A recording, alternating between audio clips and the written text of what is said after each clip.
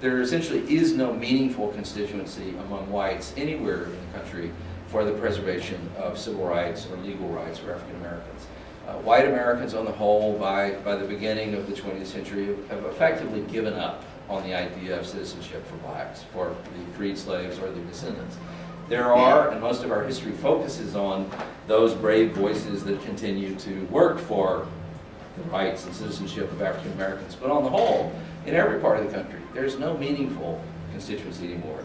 There's no political constituency for the defense of African Americans. The Republican Party, which in the first 40 years after the Civil War had valiantly, in certain respects, valiantly defended the victory of the Civil War, gives up on the whole notion of citizenship for blacks, of actual citizenship. Teddy Roosevelt starts off as a guy who is in 1901, starts off as a president who wants to see a square deal for the Negro and real rights and citizenship for blacks, but by the end of his presidency he's given up on it. And then he's succeeded by a Democrat, Woodrow Wilson, who of course is probably the greatest white supremacist ever to occupy the White House. Institutes Jim Crow segregation in the federal government, so by the beginning of the 20th century, there is no constituency standing up for, in terms of whites anywhere in the country in any meaningful way standing up for citizenship for blacks. And that situation doesn't effectively change until for another 40 or 50 years, depending on how you measure it. So the book is the story of how that happened in the South, and it's built around a single family and one particular character, though there are dozens and dozens of characters in the book. But it does have a narrative spine built around a man named Green Cottonham, who was the child of slaves, born in the 1880s in rural Alabama. The story begins with a depiction of his family immediately after the Civil War, and then goes back and traces back his family line to an African-born slave named Scipio, and this particular farm in the middle of Alabama where this large number of slaves and descendants of Scipio lived, and then the story of their lives immediately after the Civil War, and then the birth of this young man, whose name was Green Cottonham, in the 1880s, and how that family of formerly enslaved people, how they lived through this period of fairly authentic freedom in the immediate aftermath of the Civil War, as did many, many freed slaves and the first generation of their descendants, because in many places it took some time for all of these terrible structures to be put in place. And so there was this fairly long period of time, some places 25 or 30 years, during which large numbers of African Americans experienced a kind of actual freedom and participated in elections on a big scale and were part of the process. And then in the 1880s and 1890s in particular, this terrible shadow falls across black life. And Green Cottonham, as he is rising into adulthood, sees this happen, and there are members of his family who are very nearly sucked back into this new kind of slavery that is emerging. But then finally, in 1908, he is arrested outside a train station in a little town in Alabama, along with a large number of other young black men who were picked up in a sweep over the course of 2 or 3 days, and then immediately delivered to a coal mine on the outskirts of Birmingham. And he is one of those men. At that, I think he's 22 at the time that occurs.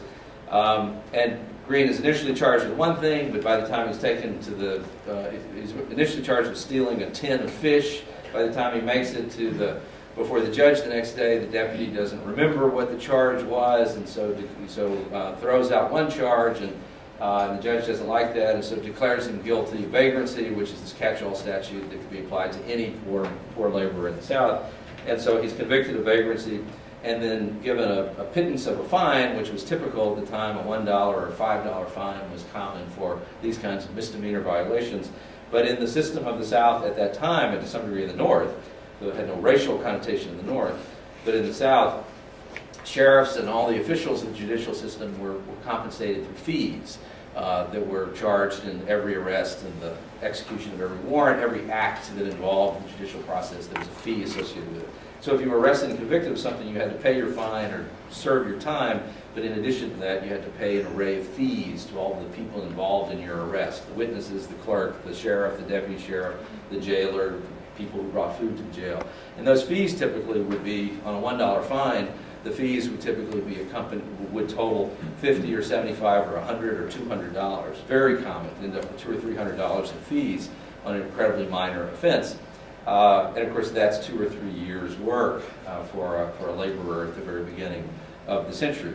And so unable to pay those fines and fees, the men such as Green Cottenham would then be sold, turned over to a corporation who would pay the fines for them.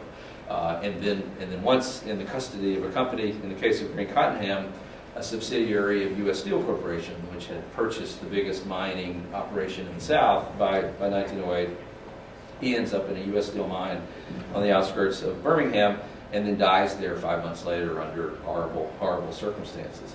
And so the book follows sort of departs periodically from the story of Green Cottenham and his family, but uses Green as a narrative device to try to hold together this story of how this one family escaped slavery and then is drawn back into it and effectively crushed by it. Since the book came out, amazingly, I've now connected with many more Cottenham and Cottingham. There are many, many variations of the name, but I've connected with many members of the family, which is a wonderful thing to do because it's an incredibly depressing story. The whole book is incredibly depressing, and it's just so terrible what happened.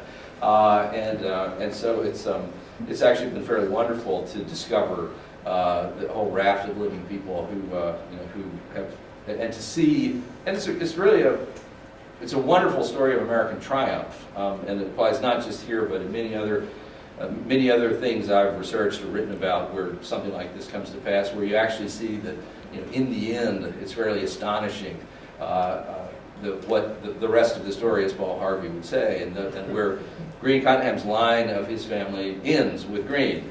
That's it. He's destroyed. But there are other branches of that same family that went on to really extraordinary and consequential things. And that's been a fascinating aspect of the book, having found the audience that it has. So that's the gist of Slavery by Another Name. Why don't I read something really short? Please. Let's see. When the book came out, I didn't need glasses. I don't know what's happening. Don't write books. Typically, I read from the very beginning of the book. But I've gotten so tired of that.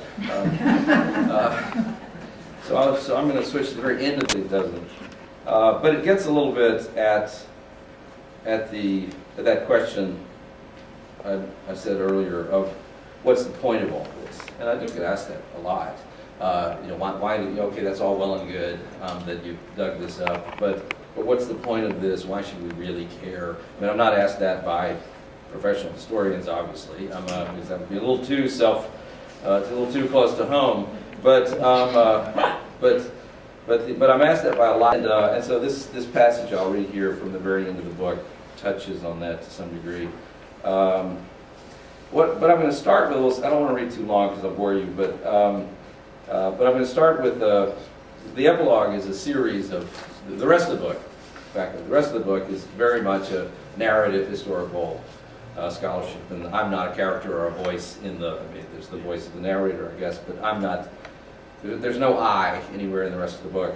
But the epilogue was very much so an effort on my part to try to bring these events of the past to the present, and to most of the book involves things that happened before the 1930s, and then at the very end, I moved pretty quickly through the 30s and up to World War II, and then tell the story of one of the ways in which this system finally broke down. And the real reason it finally broke down was because the invention of the mechanical cotton picker and a variety of other things made it where the South no longer needed millions and millions of forced laborers for the cotton economy.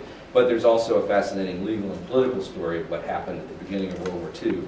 And so that's where the sort of historical treatment of the events ends. But then in the epilogue, there's a series of dialogues between me and living people who have some connection back to these events, either executives of companies which descend from the corporations that perpetrated some of these things, or the relatives of victims, and through that, it's an effort to explore that question of what does it all matter now. And so at this point in the epilogue, I've just finished a description of a conversation I'd had with another family, the descendants of another person who had died in the coal mines in about the same period of time as Green Cottenham. And that family's name were the Danzies. But so we'll pick up right there. The Danzies were as close as I would ever come to the heart of Green Cottenham. But I did find a version of his voice.